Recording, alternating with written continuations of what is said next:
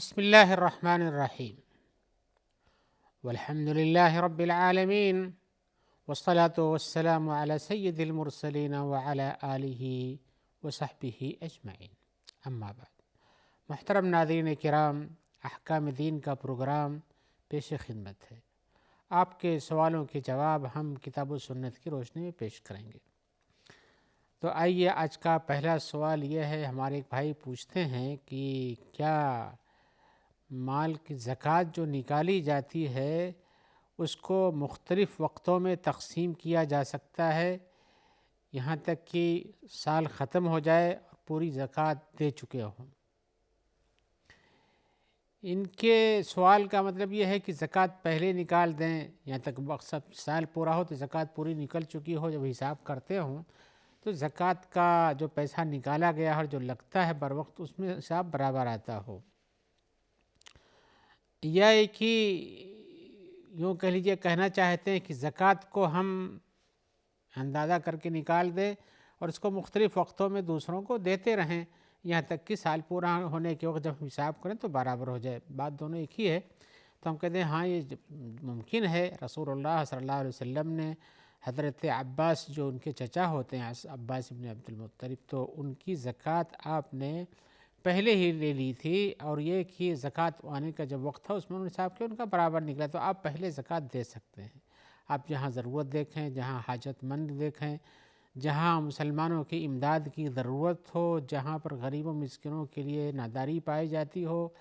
تو آپ ان کے لیے زکوٰۃ وقت سے پہلے بھی ادا کر سکتے ہیں۔ یہ نہیں کہ آپ کی زکوٰۃ اسی وقت ادا ہونی چاہیے جب آپ کا نصاب پورا رہے، اور سال کے آخر میں جب وقت جیسے سال کے بعد پورا سال ہو جائے تب اس کے بعد زکوٰۃ نکالیں، نہیں، بلکہ زکوٰۃ کی ضرورت کے تحت وقت سے پہلے بھی زکوٰۃ دے سکتے ہیں، اور اس میں صرف آپ کو یہ کرنا ہے کہ جب آپ کا سال پورا ہو جاتا ہے اور آپ کے پاس ظاہر بات ہے نصاب بھر کا مال پایا جاتا ہے پہلے ہی سے اور بعد وقت میں بھی پایا جاتا ہے، تو جب آپ پر زکوٰۃ جو واجب ہوئی تھی اس کا پہلے سے حساب نکال چکے ہیں، تو پھر زکوٰۃ کے واجب ہونے کے وقت آپ کو مزید نکال کے دینے کی ضرورت نہیں ہے، بلکہ یہ زکوٰۃ چونکہ پہلے اس لیے دی جاتی ہے کہ کبھی کبھار ضرورتیں وقت سے پہلے بھی سامنے آ جاتی ہیں۔ ایسا نہیں ہے کہ جس وقت آپ زکوٰۃ نکالتے ہیں اس وقت ضرورتیں قائم ہوتی ہیں۔ مثال کے طور پر لوگوں نے عام طور سے زکوٰۃ کے بارے میں یہ عادت بنا لیا ہے کہ زکوٰۃ رمضان میں نکالیں گے، لیکن رمضان کے علاوہ 11 مہینوں میں لوگوں کی ناداری، مشکلات، ضرورتیں، آفتیں، پریشانیاں، مدد امداد کے لواحقات اور اس کی ضرورتیں جو پیش آتی ہیں 11 مہینے میں بھی پیش آتی ہیں، کوئی رمضان ہی اس کے لیے خاص نہیں کہ ساری مشکلیں رمضان ہی میں آئیں گی تو آپ دفع کیجئے گا، نادار و مسکین رمضان ہی میں پائے جاتے ہیں، ایسا نہیں ہے، بلکہ یہ سال بھر ہوتے ہیں، اس لیے زکوٰۃ کا جب وقت متعین ہوتا ہے اسی وقت سے شروع ہونا چاہیے۔ اور اس کو یوں سوچ لیجئے، اصل میں ہمارے یہاں زکوٰۃ دینے کے مسائل میں لوگوں کی اتنی سستی ہے، اس کو شریعت کے اوقات کے حساب سے سمجھنا چاہیے۔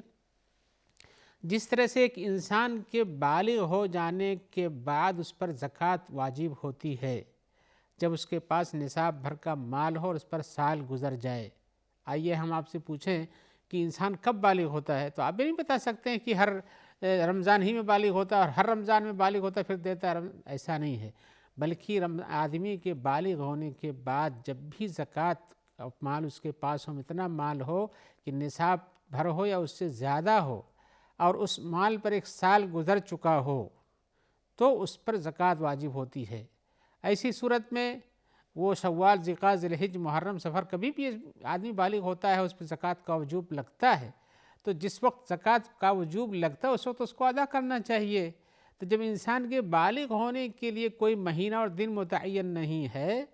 تو جب بھی کبھی بھی ہو سکتا ہے، تو زکوٰۃ کی ادائیگی کبھی کوئی خاص رمضان ہی کا مہینہ متعین نہیں ہے، بلکہ اس کے پہلے بھی لہذا لوگوں کو اپنی بالغ ہونے کے دن کی تعین یا کہ اس مہینے کی تعین کچھ ہونی چاہیے جہاں سے اس پر زکوٰۃ لگتی ہے۔ ایسا اگر سوچیں آپ کہ انسان کے پاس وہ محرم میں بالغ ہو گیا، یا ایک ہی رمضان کے بعد شوال، ذوالقعدہ، ذوالحجہ میں بالغ ہوا، تب اس کے اوپر زکوٰۃ پھر رمضان میں لگے گی؟ نہیں، رمضان جب اس کے پاس نصاب ہوگا تو رمضان میں لگے گی، اگر نصاب نہیں ہوا تو رمضان میں نہیں لگے گی۔ اسی طرح سے بلوغت کا جب متعین نہیں ہے تو کبھی پہلے بھی زکوٰۃ لگ سکتی ہے۔ میرے تفصیل بتانے کا مقصد صرف یہ ہے کہ زکوٰۃ کو رمضان کے مہینے کے ساتھ لوگ جو خاص کر دیتے ہیں، یہ ہے کہ ان کے طلب کرنے والے بھی اسی میں ملتے ہیں، ایسا نہیں۔ اگر مسلمان اس بات کو سمجھیں کہ زکوٰۃ کے فرضیت کا وقت متعین نہیں ہے، انسان کے بالغ ہونے کے بعد اور نصاب مکمل ہونے کے بعد اور سال پورا ہونے کے بعد زکوٰۃ لگ جاتی ہے، تو یہ کبھی بھی سال کے کسی بھی مہینے میں واجب ہو سکتی ہے اس کے اوپر، اور اس وقت اس کا نکالنا ضروری ہے۔ ہمارے آج سوال کا جو مقصود تھا وہ یہ تھا صرف کہ زکوٰۃ کیا وقت سے پہلے دی جا سکتی ہے، تو ہم نے بتایا کہ یہاں وقت سے پہلے بھی دی جا سکتی ہے، اور جب وقت زکوٰۃ کا وقت آتا ہے اس میں اس کے حساب کو برابر کر کے اکٹھا کیا جا سکتا ہے۔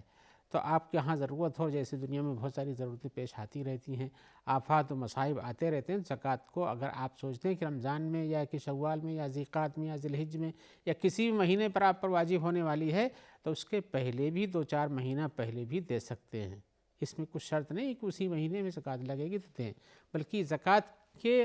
حقیقت میں یہ ہے کہ سال بھر اس کو مسلمانوں کے درمیان چلتے رہنا چاہیے، اس لیے کہ سال بھر میں لوگ غریبی ناداری بڑھتی رہتی ہے، لوگوں کے پاس مالداری اور اس کا نصاب بھی اسی وقت بدلتا رہتا ہے اپنے ٹائم کے حساب سے، تو اس کا اہتمام کرنا چاہیے، اس بات کو سوچنا چاہیے، اور رمضان کے ساتھ ہی خاص کرنے کی ضرورت نہیں ہے۔ لیکن یہ بات ضروری ہے کہ آپ کے اوپر جس وقت زکوٰۃ واجب ہوتی ہے، کیسے واجب ہوتی ہے؟ سال بھر گزر جائے مال پر، آپ بالغ ہوں اور اس پاس مال سال بھر ہے، نصاب بھر ہے، تو آپ پر زکوٰۃ لگ جاتی ہے، لہذا زکوٰۃ کو وقت سے پہلے بھی دے سکتے ہیں تاکہ مسکینوں کی حقیقت میں پریشانی میں پھنسے لوگوں کی مدد کی جا سکے۔ آئیے ہم ایک دوسرے سوال کی طرف آتے ہیں۔ دوسرے سوال میں پوچھ رہے ہیں ہمارے بھائی کہ اگر ہم کسی مردے کو پکارتے ہیں، دعا کرتے ہیں کہ ہمارے لیے یہ کر دیجئے، ہمارے لیے وہ بنا دیجئے، ہماری بگڑی بنا دیجئے، مصیبت ہٹا دیجئے، اولاد دے دیجئے، کوئی بھی دعا ہو جیسے کی جاتی ہے، تو کیا یہ چھوٹا شرک ہے یا بڑا شرک ہے؟ حقیقت یہ ہے کہ اللہ کے علاوہ کسی اور کو پکارنا مدد کے لیے کہ ہمیں یہ دے دیجئے، اور جس چیز کو صرف اللہ ہی دے سکتے ہیں، یہ شرک اکبر میں داخل ہوتا ہے۔ اولاد دینا اللہ کا کام ہے، کسی کی مصیبت کو زائل کر دینا سے بالکل یہ اللہ کا کام ہے۔ اسی طرح سے بہت ساری مشکلیں ہوتی ہیں انسانوں کے پاس، تو یہاں جو مردوں کو پکارنے کی بات ہے، زندوں کو کسی مصیبت کے لیے پکاریے تو آپ کی مدد کر سکتا ہے، آپ کا بوجھ اٹھا سکتا ہے، آپ قرض میں ڈوبے ہوئے قرض کے لیے پیسہ دے سکتا ہے، آپ کا علاج معالجہ کر سکتا ہے، اور اس طرح سے آپ کے پاس کوئی بیماری اس کے دوا کرا سکتا ہے، لیکن مردے تو سنتے ہی نہیں۔ تو مردوں کے بارے میں اصل حقیقت تو یہ ہے کہ وہ آپ کی آوازوں کو نہیں سنتے ہیں۔ قرآن مجید کی آیت سنیے کہ قرآن مجید میں اس کو کہا گیا ان تدعوہم لا يسمعوا دعاءکم، اگر آپ ان کو پکاریں تو وہ تمہاری دعاؤں کو نہیں سنتے ہیں۔ وَإِنِ اسْتَمَعُوا لَوْ سَمِعُوا مَا اسْتَجَابُوا لَكُمْ، اور اگر یہ مان لیا کہ وہ سن بھی لیتے ہیں، مَا اسْتَجَابُوا لَكُمْ، تو تمہارے کچھ ہے، تمہاری دعا پر کوئی قبولیت نہیں دے سکتے، کچھ کر نہیں سکتے ہیں۔ تو جب قرآن مجید کی آیت اپنی جگہ پر واضح ہے کہ مردوں کو پکاریے تو سنتے نہیں، اور اگر سنتے بھی تو کچھ کر نہیں پاتے، تو آپ کے پکارنے سے کیا فائدہ ملا؟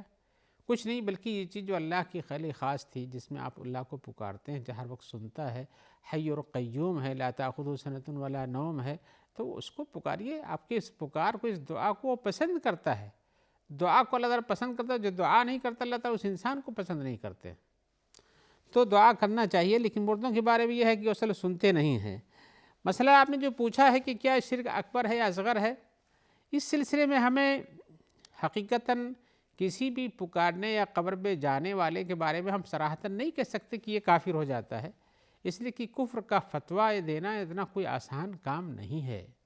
آسان کام نہیں ہے۔ اس وقت کفر کا فتویٰ لگتا ہے جب اس انسان پر آپ اپنی حجت قائم کرتے ہیں اور وہ اس کے بعد بھی انکار کر دے، یعنی قرآن مجید اور حدیث کی جو حجتیں ہیں اس کو سننے کے بعد سمجھ لیا ہو اور اس کے باوجود بھی انکار کر جاتا ہو، اس کے خلاف کرتا، تو کفر کا فتویٰ اس پر لگ سکتا ہے، ایسے نہیں لگ سکتا۔ خاص طور سے جس زمانے میں توحید کی حقیقتیں غائب ہو گئی ہوں اور بہت سارے لوگ اس چیز ہی کو توحید سمجھتے ہوں کہ ان کو ہی پکارنا یہی ہے، یہی اللہ کو پکارنا ہے، تب تو یہ بات اور بھی واضح ہو جاتی کہ ان کو سمجھانے کی ضرورت ہے۔ تکفیر کا فتویٰ جلدی سے لگا دینا یہ کوئی اچھی بات نہیں ہے، اس کے لیے بڑے ہی احتیاط کی ضرورت ہوتی ہے۔ شریعت میں جب تک کہ اس پہ حجت قائم نہ ہو جائے تکفیر کا فتویٰ نہیں لگ سکتا ہے۔ آئیے ہم ایک اور حکم کی طرف آتے ہیں۔ ہمارے بھائی پوچھ رہے ہیں کہ ہم اگر عیدین کی نماز پڑھتے ہیں، عید الفطر اور عید الاضحیٰ کی بات کر رہے ہیں، وہ عیدین کی نماز پڑھتے ہیں یا استسقاء کی نماز پڑھتے ہیں یا کوئی اس قسم کی اور جو فرض نمازوں کے علاوہ کوئی نماز جماعت سے ہوتی ہے اس کو پڑھتے ہیں، لیکن صورتحال یہ ہوتی ہے کہ ہم جب پہنچتے ہیں تو امام صاحب کچھ پڑھا چکے ہوتے ہیں. مثال کے طور ہمیں ان میں ان کے آخری رکعت ملتی ہے یا کہ آخری وقت ملتا ہے، تو ہم کیا کریں؟ ان کے ساتھ پڑھ کر کے سلام پھیر دیں یا ہمارے لیے اور بھی اس میں کچھ گنجائش ہے؟ تو اپنے جواب میں ہم یہ کہنا چاہیں گے کہ ایسی نمازیں جیسے عیدین کی نماز ہے، عید الاضحیٰ اور عید الفطر کی نماز ہے یا استسقاء کی نماز ہے، تو ایسی نمازوں میں جس طرح سے وہ پڑھی جاتی ہے جتنا آپ پا چکے ہوں تو صحیح ہے، لیکن جو چھوٹ گئی ہے اس کی آپ جیسے لوگ نماز کی اتمام کرتے ہیں اس کو پورا کر لیجیے. جیسے آپ فرض نمازوں کو پڑھتے ہیں جو چھوٹ جاتی ہے اس کو پورا کرتے ہیں، تو ایسے ہی ان نمازوں کو جو چھوٹ گئی ہیں ان میں سے جیسے عیدین کی نماز ہے یا استسقاء کی نماز ہے یا کسوف کی نماز ہے یا کوئی بھی نماز، خسوف کی نماز ہے، سورج گرہن اور چاند گرہن کی نمازیں ہیں، تو ایسی صورت میں یا جنازے کی نماز ہے مثال کے طور پر، تو آپ ان نمازوں میں جو آپ سے چھوٹ جائے آپ کھڑے کھڑے اس کی تکمیل کر کے پھر سلام پھیریے. امام کے سلام پھیرنے کے ساتھ سلام پھیر کر کے ادھوری نماز پڑھ کے نہ جائیے، یہی اس کا طریقہ ہے. آئیے ہم ایک اہم سوال کی طرف آتے ہیں. سوال کی اہمیت اس معنی میں ہے کہ وہ تقریباً بہت سارے لوگوں کو شامل ہے. ہمارے بھائی پوچھتے ہیں کہ ہم اس بات کو جانتے ہیں کہ توکل یہ نہیں ہے کہ ہم اپنے آپ کو نہر کے اندر کود پڑیں اور ہم تیرنا نہیں جانتے ہیں، یا کہ ہم ایسی کوئی ورزش کا ایسا کوئی کام کریں جس کا اندازہ نہیں اور اس میں ہماری ہاتھ میں ٹوٹ پھوٹ ہو جائے، اور ہم یہ کہیں کہ ہم تو اللہ پر توکل کیے ہوئے ہیں. تو کیا حقیقی توکل ایسا ہو سکتا ہے یا حقیقی توکل کیا ہے؟ ان کا مقصود یہ ہے کہ توکل میں کیا یہ سب شامل ہے کہ ہم جاتے ہیں ندی میں کود پڑتے ہیں، سمندر میں گھس جاتے ہیں اور کہتے ہیں کہ اللہ تعالیٰ بچائے گا ہم کو، اور تیرنا جانتے ہی نہیں ہیں، یا کہ کوئی ایسی ورزش کرتے ہیں یا اوپر سے نیچے کودتے ہیں، کوئی بھی کام ایسا جو ریاضت میں کرتے ہیں اور جو جس میں خطرے سے بھرا ہوا ہے، لیکن آپ کہتے ہیں نہیں اللہ پہ توکل ہے، ایسا کچھ نہیں ہوگا ہمارے لیے. ایسے بہت سارے کام دنیا میں لوگ کرتے ہیں اور کہتے ہیں اللہ پہ توکل رکھو، اللہ پہ توکل رکھو. تو کیا یہی حقیقی توکل یہی ہے یا اس کا معنی کچھ اور ہے؟ انہوں نے مختصر سوال کیا تھا کہ ہم نے اس کی تفصیل کر دی ہے. تو جواب میں ہم یہ کہیں گے کہ بھئی توکل کیا ہے حقیقت میں، اس کی حقیقت توکل کیا ہے یہ سمجھنا چاہیے تاکہ لوگوں کو بدگمانی نہ ہو کہ ہم نے اللہ پہ توکل کیا اور ہمارا تو کچھ بھی ہوا نہیں، ہم نہر میں کود گئے اور ڈوب کے مر گئے، یا ڈوب گیا ہمارا بچہ ہے بیٹا کوئی بھی ڈوب گیا، یا اسی طرح سے ہم نے وہ کام کیا اور ہم نے کہا تھا اللہ پر توکل کرتے ہیں اور ایسا نہیں ہو سکا بلکہ ہمارے جیسے دنیا میں حقیقتاً ہوتا ہے ویسا ہو گیا، توکل کا کچھ فائدہ نہیں ہوا. ایسی بدگمانی کا توکل مت کیجیے. حقیقی توکل کیا ہے کہ اللہ کو ہر کام اللہ کی طرف نسبت کرنا صحیح ہے، اس میں بنا و بگاڑ کا طریقہ اللہ ہی تعالیٰ پیدا کر سکتے ہیں، اور اسی لیے کبھی کبھی ایسا ہوتا ہے کہ جس کو ہم کہتے ہیں کہ جس کو اللہ رکھے اس کو کون چکھے، یعنی انسان کو کبھی کبھی معجزاتی انداز کہہ لیجیے جس میں آدمی بچ جاتا ہے تو وہ سمجھتا ہے کہ اللہ بچاؤ، حقیقتاً اللہ تعالیٰ بچاتے ہیں تبھی بچ جاتا ہے، ورنہ حقیقتاً اس میں تو ٹوٹ جانا چاہیے، ڈوب جانا چاہیے، مر جانا چاہیے، ہلاکت کے اسباب پیدا ہو جاتے ہیں. لیکن اللہ پر ہمیشہ توکل کرنا یہ صحیح ہے اپنی جگہ پر، اس لیے کہ اللہ تعالیٰ کہتے ہیں کہ وَعَلَى اللَّهِ فَتَوَكَّلُوا إِن كُنتُم مُؤْمِنِينَ. تو ایمان کا ایک جز ہے کہ اللہ پر توکل کو، اللہ فرماتے ہیں کہ اللہ تعالیٰ پر توکل کرو اگر تم مومن ہو. تو توکل کرنا یہ انسان کے ان اسباب میں سے جو اس کے ذاتی طور پر دل و ایمان کے ذریعے سے ہوتا ہے تاکہ اس کے مصالح پورا ہو جائیں. لیکن توکل کرنے کے ساتھ ساتھ جو چیز ضروری ہے، جس توکل کہتے ہیں کہ ہر چیز میں اللہ پر بھروسہ رکھے، لیکن اس کے ساتھ اس بھروسے کو پورا کرنے کے لیے اپنی طرف سے ان اسباب کو بھی اختیار کیجیے جنہیں اللہ تبارک و تعالی نے آپ کے لیے بنایا ہے، آپ کے پاس اس کے وسائل اور ذرائع دیے اس کام کے انجام دینے کے لیے. تو چاہے عبادات میں سے ہوں یہ کام اور چاہے آپ کے عادات اور دنیاوی مصالح میں سے ہوں. عبادات میں ہیں تو اس کے لیے جو دعا کی جاتی ہے، جیسے باتوں کو قبول کرنے کی دعا کی جاتی ہے، یا اسی طرح سے دعا کرنے کے لیے جو اسباب ہوتے ہیں کہ آپ وہاں پر کیسے قبول ہوتی ہے، آپ وضو کیجئے، اطمینان سے بیٹھیے، اللہ کی ثنا کیجئے اور اس کے بعد دعا کیجئے. پھر مانگیے۔ نماز پڑھنا ہے تو نماز کو پورا کرنے کے لیے اس کے لیے وضو کیجیے، طہارت معنوی اور ظاہری کیجیے، اور قبلہ کی طرف متوجہ ہو جائیے۔ جو پڑھنے کا حکم ہے اس طرح سے پڑھیے، خضوع سے پڑھیے، دل کو پراگندہ حال مت رکھیے۔ یہ سب اس کی ضروریات ہیں، تو یہ سب کرنے پر عبادت پوری ہوتی ہے۔ ایسے نہیں کہ آپ آئے نہ وضو کیا نہ کچھ کیا، جس بھی طرف کھڑے ہو گئے اور اس کے بعد اللہ اکبر باندھے اور کچھ پڑھے یا نہیں پڑھے، اور کھڑے ہو کے جھک لیے، رکوع سجدہ کر لیے، چلے گئے۔ اس طرح سے نماز تو نہیں ہوتی ہے۔ تو حقیقتاً کسی چیز کی صحیح کرنے کے لیے جو اس کے طریقے بتائے گئے ہیں ان کو بروئے کار لا کر کے توکل کیجئے تو اس کی قبولیت ہوتی ہے، اور وہ اپنے انجام کو کام پہنچتا ہے۔ اللہ تعالیٰ اس میں توفیق عطا فرماتے ہیں۔ لیکن اگر آپ کی دنیاوی چیزوں میں ایسی چیز ہے جن کے کچھ اسباب و طریقے ہوتے ہیں اختیار کرنے کے، تو آپ کو انہیں اختیار کرنا چاہیے۔ مثال کے طور پر آپ کہیں جانا چاہتے ہیں اور اس میں مشکلات سے بچنا چاہتے ہیں کہ آپ کے لیے کوئی ہلاکت نہ پیش آ جائے، تو آپ کو وہ راستہ پکڑنا چاہیے جس میں آپ کی سلامتی کے اسباب موجود ہوں۔ وہ راستہ مت پکڑیے جس میں آپ کے ہلاکت کے اسباب موجود ہوں۔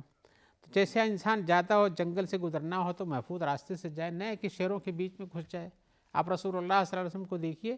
جو کہ متوکلین میں سب سے اعلیٰ درجے پر ہیں، ہجرت کرتے ہیں تو غار میں چھپتے ہیں، پھر اس کے بعد وہ سمندر کے راستے جاتے ہیں، جس راستے کو عام طور سے مکہ والے چل کر نہیں جایا کرتے مدینہ۔ یہ سب اسباب آپ اختیار کرتے ہیں، راستے کا توشہ لیتے ہیں، کھانے پینے کا سامان لیتے ہیں، ایک راستہ بتانے والا آدمی لیتے ہیں۔ یہ سب توکل کے خلاف نہیں ہے، توکل یہی، لیکن وہ توکل جس میں آپ کہیں کہ نہیں ہم تو کود جائیں گے، پانی میں ڈوبیں گے نہیں، اللہ تعالیٰ بچانے والا ہے، اللہ تعالیٰ بچانے والا ہے، لیکن آپ نے ڈوبنے کے اسباب کو سے روکنے کی جو چیزیں ہوتی ہیں اس کو اختیار نہیں کیا آپ نے۔ تو حقیقتاً توکل یہ نہیں ہے جس کو آپ سمجھتے ہیں، بلکہ توکل حقیقی یہ ہے کہ آپ اس کام کیجئے، اللہ پر بھروسہ رکھیے، اور اس کام کے پورا ہونے کے لیے جو اسباب ہوتے ہیں ان کو اختیار کیجئے، پھر یہ توکل ہے۔ اللہ تعالیٰ سب کو حقیقی توکل عطا فرمائے۔ آج اسی جواب کے ساتھ ہم آپ سے اجازت چاہتے ہیں، انشاءاللہ جلد آپ سے ملاقات رہے گی جس میں آپ کے سوالوں کے جواب ہم اللہ کے فضل سے دینے کی کوشش کریں گے انشاءاللہ العزیز۔ اور اسی طرح سے ہم دعا کرتے ہیں کہ اللہ تعالیٰ آپ کو خیر سے رکھے، جو لوگ آپ تک اس پروگرام کے پہنچانے میں تعاون دیتے ہیں اللہ تعالیٰ ان سب کا تعاون کرے۔ السلام علیکم ورحمۃ اللہ وبرکاتہ۔